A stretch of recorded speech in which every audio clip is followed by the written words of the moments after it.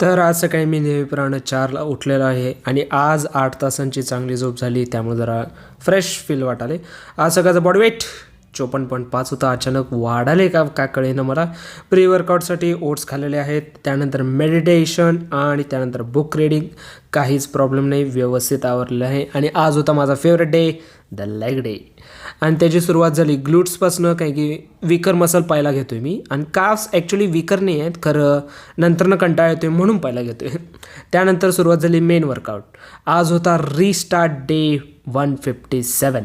Bulgarian split squat पाक वाट लावतात, म्हणजे प्रॉपर डॅमेज करतात. आणि त्यानंतर हॅमस्ट्रिंगचे टोटल 2 का 3, ऑल्दो 3 सेट मारणं व्यवस्थित आहेत. आणि फोरआर्मचे टोटल 2च सेट, जास्त काही गरजेचं नाही आहे. पोझिंगला थांबलो नाही कारण की खूप लेट झाला होता, सो घरी आल्यानंतर पोस्ट वर्कआउट खाल्लेला आहे, त्यामध्ये काय प्रॉब्लेम नाही. आणि आजच्या डब्यामध्ये एग्स आणि ओन्ली एग्स.